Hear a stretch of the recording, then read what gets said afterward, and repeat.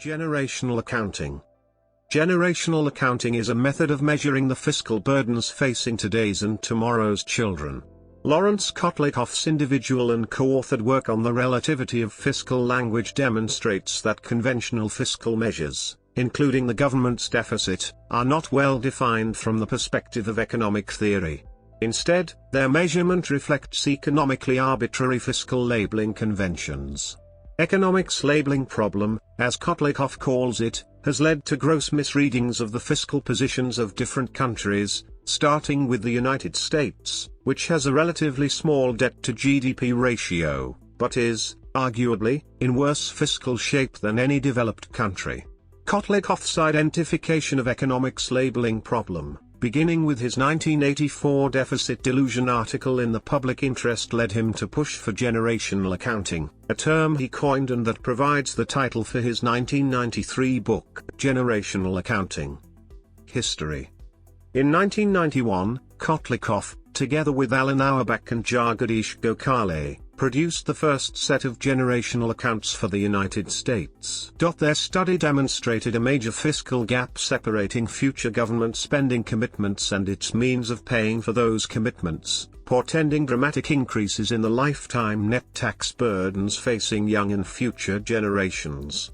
The generational accounting and fiscal gap accounting developed by Auerbach, Gokhale, and Kotlikoff has become an increasingly standard means of assessing the sustainability of fiscal policy and how different countries intend to treat their next generations.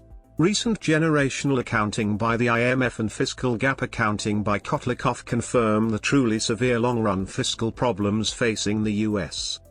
Generational accounting considers how much each adult generation, on a per-person basis, is likely to pay in future taxes net of transfer payments, over the rest of their lives.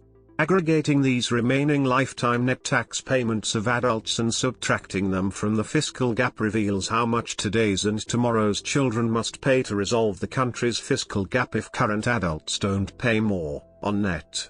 This residual burden facing today's and tomorrow's children is allocated to them in proportion to their projected levels of lifetime labor income.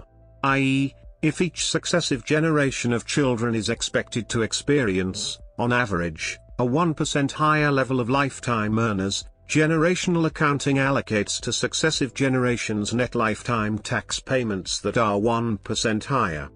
Neither fiscal gap accounting nor generational accounting are perfect measures of fiscal sustainability. Neither suffers from economics' severe labeling problem. But both raise the thorny issue of how to discount future taxes and transfers when they are uncertain.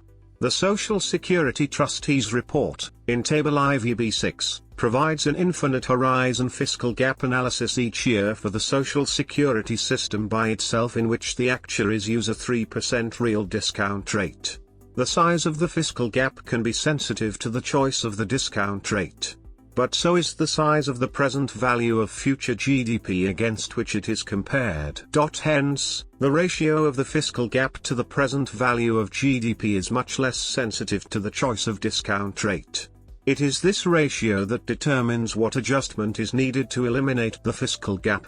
In the US case, the fiscal gap is now 12% of the present value of GDP, suggesting that an immediate and permanent fiscal adjustment equal to 12% of GDP would be required to eliminate the fiscal gap. Criticism. Fiscal gap and generational accounting have their critics. Some commentators believe the government faces no intertemporal budget, which is the foundation of the fiscal gap and generational accounting frameworks. They believe the government can meet its obligations by either cutting taxes and raising spending to stimulate the economy by enough such that the endogenous increase in taxes will more than pay for the initial loss in net revenues. Other critics believe generational accounting is based on specious arguments and a fundamental misunderstanding of government debt. One such critique of generational accounting was published in 2009.